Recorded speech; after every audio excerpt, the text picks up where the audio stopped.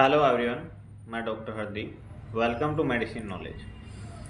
आज हम एक इम्पोर्टेंट टॉपिक या फिर एक इशू के बारे में जो है डिस्कस करने जा रहे हैं। रिसेंटली हमने एक न्यूज़ देखी थी कि एक पेशेंट जो कि चेस्ट पेन हो गया था उसको, और उसको किसी हॉस्पिटल में लेके जाया गया था।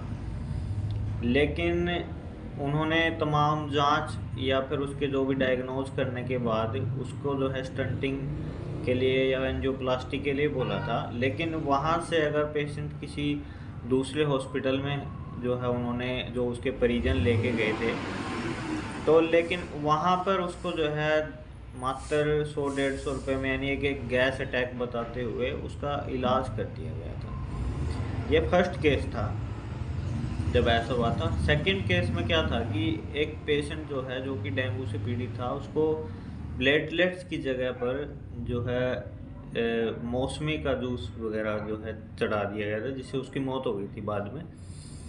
तो आज हम इनके बारे में डिस्कस करते हैं भी ऐसा क्यों है। सबसे पहले तो सोचने वाली बात ये है कि जो है तमाम हॉस्पिटल्स हैं या डॉक्टर्स हैं, वो इतने जो है मतलब नेग्लिजेंस वाले काम तो नहीं कर सकते, क्योंकि वो MBBS MD या MCH वगैरह हैं, तो और उनका जो है डायग्नोस्टिक प्रोसीजर्स भी हैं।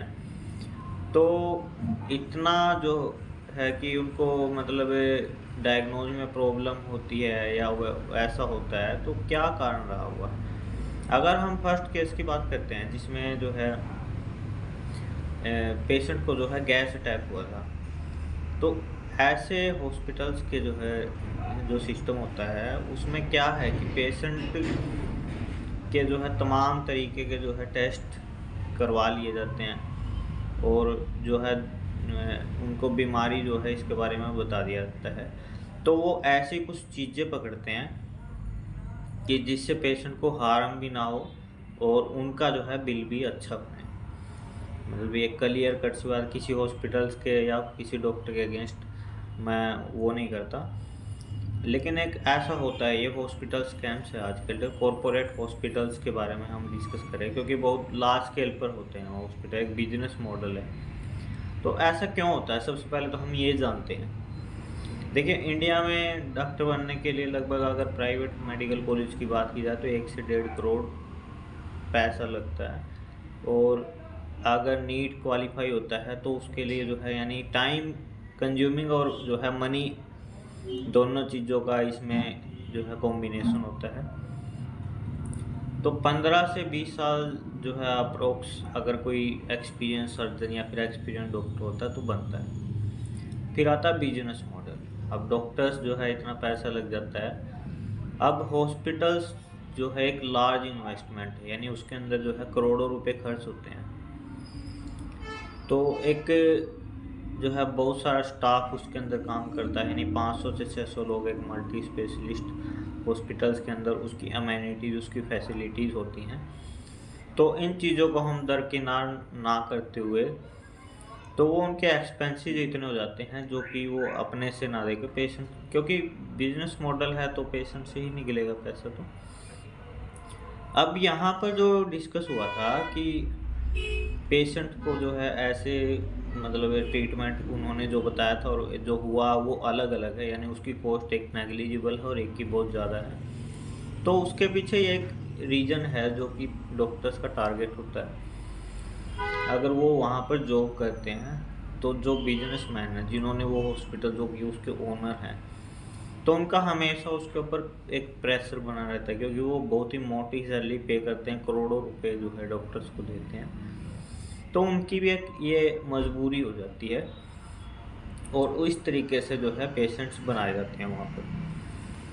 तो तमाम चीज़ें जो है दरकिनार करते हुए, अब जैसे सेकंड वाला केस था, इसमें जो है मेरे हिसाब से कोई भी इतना जो है बेवकूफ़ी वाला केस तो नहीं करेगा कोई भी डॉक्टर। तो इसमें नेग्लिजेंस का थोड़ा बहुत जो है हो जाता है, और जो इसमें थोड़ी बहुत गलती अगर हो सकती है तो पेशेंट्स के जो है उन्होंने अपने जो है बयानबाजी को उलट-फेर किया है।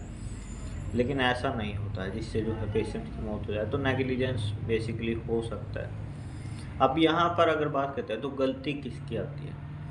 देखो गलती एक तरफ से तो होती ही नहीं है। सबसे पहले बात करते हैं हम बिजनेस मॉडल्स की। अगर कोई बिजनेसमैन जो है अपने 1000, 1500, 2000 करोड़, और जो है एक डॉक्टर 15 से 20 साल का एक्सपीरियंस लेने के बाद और करोड़ों रुपए खर्च करने के बाद जो है डॉक्टर बनेगा, तो सीधी सी बात है, इलाज तो सस्ता होने से रहा वहाँ पर। अब इस केस में जो है उनका मेन टारगेट जो है लोकल पॉपुलेशन होती ही नहीं है, सीधी सी बात है, क्योंकि वो जो है बहुत ही बड़े बिजनेसमैन या फिर जो इंश्योरेंस कंपनियां होती हैं, ऐसे पेशेंट्स जो है वहाँ पर जाते हैं। लोकल पेशेंट्स जो है, ऐसा नहीं है कि वो हॉस्पिटल लोकल पेशेंट्स को एडमिट नहीं करते हैं, ऐसा नहीं होता है, लेकिन उनकी कॉस्ट जो है वो बहुत ज़्यादा होती है, क्योंकि उनके एक्सपेंसेस भी ज़्यादा होते हैं। और दूसरी बात की जाए तो सबसे बड़ी जो पॉपुलेशन की बात है, तो मैक्सिमम पॉपुलेशन लगभग 80-90% तो जो है कि मिडिल क्लास फैमिली या लोअर मिडिल क्लास या अपर मिडिल क्लास फैमिली के आते हैं, जो कि मेरे हिसाब से मेडिकल बिल्स को जो है एक्सपेंसेस को इतना झेल ही नहीं सकते हैं। तो अब यहाँ पर बात ये है कि भाई सब लोग अगर ऐसे हो जाते हैं कि भाई सब डॉक्टर ऐसा करने लगे, फिर पेशेंट कहाँ जाएगा? ऐसा नहीं है। वो जो है उनके एक्सपेंसेस के हिसाब से इलाज करते हैं, और बाकी के जो है जो पेशेंट्स हैं या जो भी डॉक्टर्स हैं, वो उन्होंने भी सेम ही पढ़ाई की है, तो उनके जो है जितने एक्सपेंसेस कम होते हैं वो उतना ही पेशेंट से लेते हैं। अब यहाँ पर एक पेशेंट की साइकोलॉजी है कि अगर आपने जो है 15-20 साल की डिग्री ली है और आप गवर्नमेंट कॉलेज से पढ़े हो, यानी कि एक आपने जो है मैक्सिमम एक्सपीरियंस गेन किया है, और आप अगर चीप रेट्स पर इलाज करना शुरू कर भी दें, तो एक ह्यूमन साइकोलॉजी है कि जब तक आपका पैसा ना लगे तो फिर आपको सेटिस्फेक्शन नहीं मिलेगा। ऐसे में आप उस डॉक्टर को फिर जो है मतलब इलिटरेट बोलोगे, या फिर जो है इसको बोलोगे इसको नॉलेज ही नहीं है।